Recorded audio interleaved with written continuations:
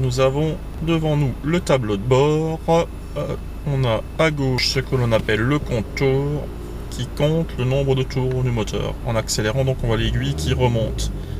Quand on voit l'aiguille par exemple sur 2, ça veut dire que le moteur tourne à 2000 tours à la minute. Un peu plus bas, donc, l'aiguille de température. Alors, une des questions qu'il y a aussi dans les questions intérieures du véhicule concerne la température si elle arrive en zone rouge. Donc si elle arrive en zone rouge, c'est le petit truc que vous avez en haut où il y a marqué en mémoire 94 km/h qui vous indiquera donc que la température est trop forte. Donc il y a différents voyants. Il y a donc à droite on a un petit voyant rouge qui est allumé, c'est le voyant de frein, donc il peut s'allumer soit si le frein à main est tiré, ce qui est le cas, c'est pour ça qu'il est allumé en rouge, soit si le niveau de liquide, donc le liquide de frein a descendu, est arrivé en dessous de la norme, ou soit si les plaquettes de frein donc sont usées. Donc en bas à droite, vous avez le niveau de gasoil qu'il y a dans le réservoir, donc au niveau de la petite station, la petite pompe à essence.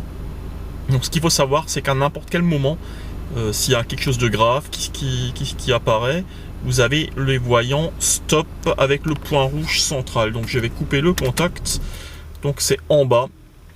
Donc vous avez le voyant rouge et le stop. Alors pour quelle raison, on peut se poser la question, pour quelle raison tous ces voyants s'allument lorsque l'on met le contact et qui s'éteignent ensuite?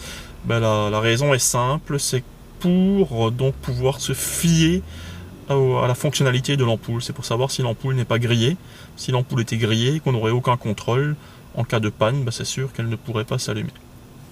Alors pour régler les rétroviseurs, nous avons à gauche un petit stick, donc on peut le positionner sur gauche pour régler le rétro gauche. On peut le positionner sur la partie droite pour régler le rétro droit. Alors on règle les rétros de façon assez simple. En poussant sur l'avant, on fait donc monter le rétroviseur. Là, on voit qu'on va voir le ciel. Et en tirant le rétro vers l'arrière, on le fait descendre. Donc, on va aller voir le trottoir. Si on le pousse sur la droite, on élargit le champ de vision sur la droite. C'est-à-dire qu'on va pouvoir le régler au niveau gauche-droite. Et si on le repousse sur la gauche, ben, il revient. Le rétro étant bien réglé, donc là il est bien réglé parce qu'on voit dans le coin inférieur gauche du rétroviseur la poignée de la portière arrière. Donc on va régler le rétro gauche, donc il est mal réglé puisque dans le coin inférieur droit, donc côté voiture, on ne voit pas la poignée. Donc je vais d'abord au niveau du petit bouton sélectionner et donc ça va me permettre de régler ce rétro. Je vais le faire revenir un peu vers moi. Donc je le tire un petit peu, je fais très exactement au niveau du doigt, je fais ça. Pour le faire revenir, donc là on est revenu un peu trop loin, puisqu'on voit que la poignée de la portière arrière a dépassé un peu le coin. Donc je repars un peu dans l'autre sens, voilà. Là on a la poignée arrière, donc le rétro est bien réglé. Pour le rétro intérieur, on le règle de façon manuelle. On s'arrange pour que l'on voit au niveau des 2 mm du haut, là, un petit peu le plafond. C'est-à-dire que là, on y est. Il serait mal réglé si on voyait trop le plafond, par exemple comme ça, ou si on le voyait pas du tout, par exemple comme ça. Donc on le règle de façon à le centrer. Et donc ici, il serait bien réglé. On a les 2 mm du haut où on voit le plafond. En ce qui concerne l'équipement électrique, on a ici les essuie-glaces.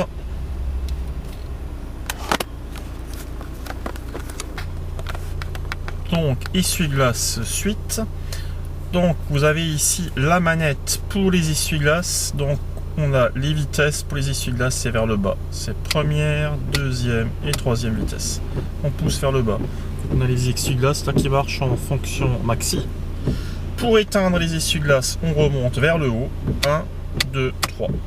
Donc on a les 3 vitesses. La première vitesse, c'est la vitesse intermittente, c'est-à-dire l'essuie-glace fonctionne une fois toutes les 10 secondes si vous êtes ici sur petite goutte, et plus vous allez mettre sur grosse goutte, plus l'intermittence sera fréquente. C'est-à-dire sur grosse goutte, ça va une fois toutes les 2 secondes, tandis que si on va mettre sur petite goutte, ça va fonctionner une fois toutes les 10 secondes. Tandis que quand on abaisse l'essuie-glace plus bas, on est en vitesse constante mais lente, et encore plus bas, vitesse constante rapide. Pour faire fonctionner le lave-glace, il faut pincer. On pince vers le volant. On va pincer donc vers le volant, donc vers devant, vers le volant, la petite manette, c'est-à-dire on fait comme ça. Là vous avez des boutons, quand vous appuyez vers le bas ou vers le haut, ça modifie ce que vous avez ici à l'écran. Donc de limiteur, on passe à pas de message mémorisé. On a le nombre de kilomètres de la voiture. On a donc le carburant qui nous reste, qu'on a utilisé depuis la dernière fois qu'on a remis à 0. Pour remettre à 0, on appuie simultanément sur les 2 boutons. Là, je vais appuyer simultanément sur les 2 boutons et je vais remettre à 0 le niveau de carburant qui passe à 0 litres. Voilà. Donc là, j'éteins les essuie-glaces, je monte le truc totalement vers en haut. Du côté gauche, on a là tout ce qui concerne donc l'équipement électrique au niveau des ampoules. Donc quand on met sur 0, on a éteint les feux. Quand on met en position, ça allume l'éclairage du tableau de bord. Quand on met sur feu de croisement, donc on a le petit voyant vert qui est allumé en bas. Et quand on pousse, comme pour le lave-glace au niveau de l'essuie-glace, quand on pince le truc vers nous, on est en bleu. Et donc on est devant en feu de route. On voit bien la différence. Feu de croisement devant au niveau du mur, au niveau du portail, feu de route qui éclaire plus loin. Feu de route donc voyant bleu. Feu de croisement voyant vert. Il faut impérativement allumer les feux de croisement pour arriver à faire fonctionner l'essuie-glace, le feu de brouillard arrière. Donc c'est le petit voyant orange que vous voyez sur le cadran. J'éteins le feu de brouillard arrière, j'allume le feu de brouillard arrière, donc qui est interdit par temps de pluie. Et donc si j'éteins les croisements, si je mets en position, si je mets donc comme ça, vous constaterez que les feux de brouillard arrière ne fonctionnent plus. C'est-à-dire qu'on ne peut pas avoir les feux de brouillard allumés en même temps que les feux de position. Il faut impérativement être soit en feu de croisement, soit en feu de route. Voilà. Un peu plus bas, nous avons des petits gadgets. On a ici ce bouton là qui permet, quand il est au milieu, d'être éteint. Quand on appuie dessus, on va enclencher le petit voyant vert qui est allumé en bas à droite. C'est le régulateur, comme c'est marqué ici. Et lorsque l'on appuie vers le bas, ça va devenir le même voyant, va devenir orange. C'est le limiteur. Le limiteur permet d'empêcher le véhicule de dépasser une certaine vitesse qu'on va rentrer en mémoire.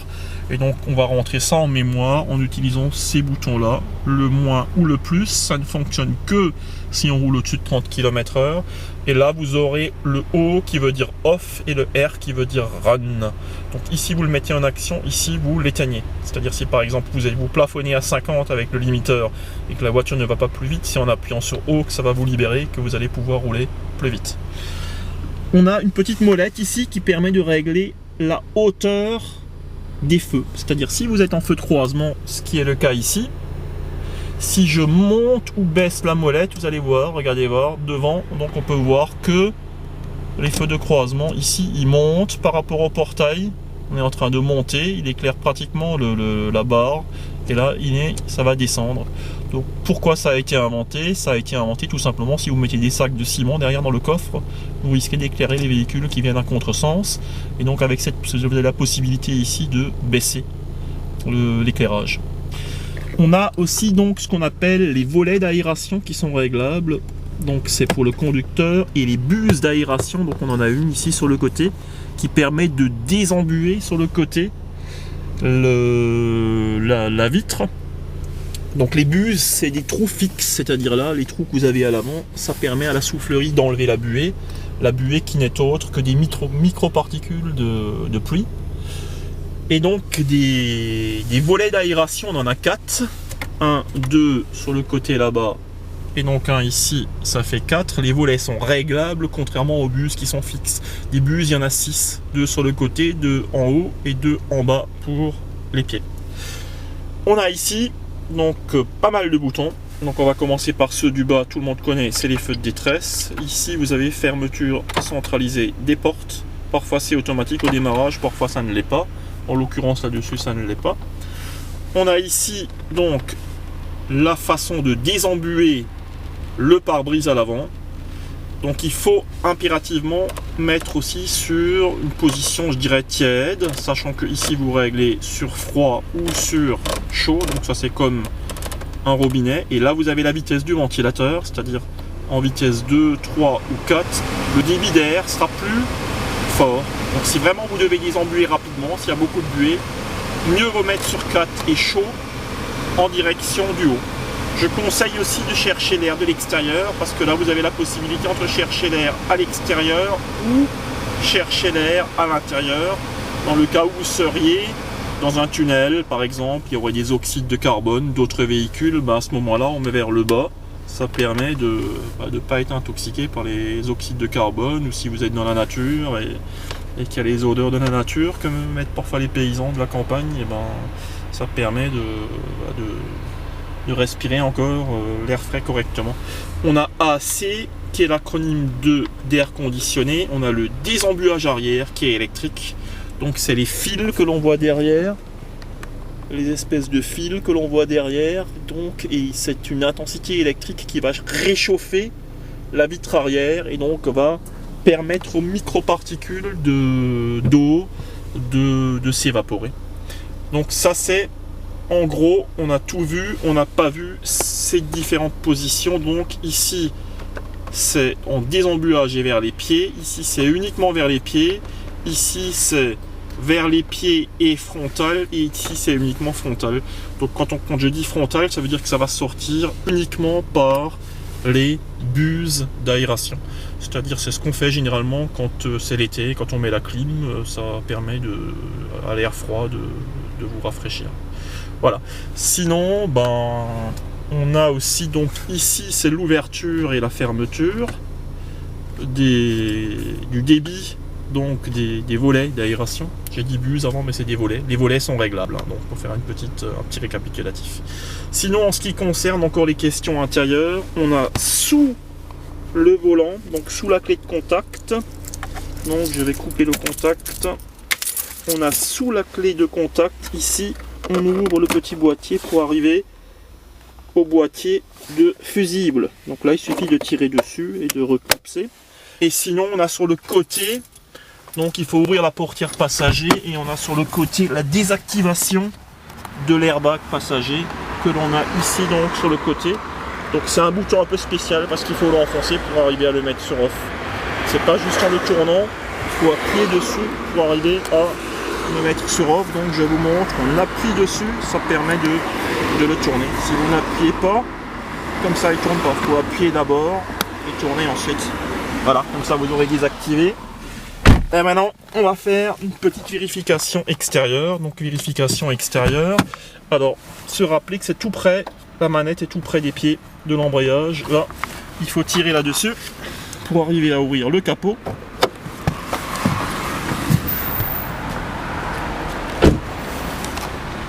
Le capot il s'ouvre donc sur ce type de véhicule. On voit à l'intérieur, il faut appuyer. Donc le mécanisme est très simple, hein, c'est en appuyant dessus que l'on va permettre à ce petit crochet qui est là de se décapsuler de là. On a le levier en jaune. Le levier en jaune, on va le mettre ici, et donc on a tout ce qui nous intéresse qui est en jaune. Donc on a le niveau de liquide de frein, le liquide de refroidissement, la jauge de carburant, l'endroit où on met l'huile moteur, et le dernier truc qui nous intéresse en jaune, c'est le liquide de lave-glace. On a à côté une petite vis ici, donc celle que je vous montre avec le doigt. Donc juste à côté du liquide de lave-glace, c'est la deuxième des petites vis qui permettent de régler, mais c'est uniquement le mécanicien qui le fait, correctement les optiques de phare. Donc quand on parle d'optique de phare, c'est toute cette partie que je suis en train de filmer maintenant. À l'intérieur des optiques de phare, on a les feux de croisement qui sont à l'extérieur. Donc c'est très facile de s'en rappeler parce que si vous croisez des véhicules la nuit, ils ont tout intérêt à connaître votre largeur. C'est la raison pour laquelle on les a mis à l'extérieur. On a les feux de route qui sont en haut et en bas les feux de position. Donc les feux de route et les feux de croisement sont des phares halogènes, comme on appelle ça. Et donc il ne faut pas les tenir avec les doigts, il faut les tenir, sinon ça réduit leur durée de vie. Il faut tenir ça avec un sopalin ou un papier quelconque ou un chiffon, en tout cas absent de tout produit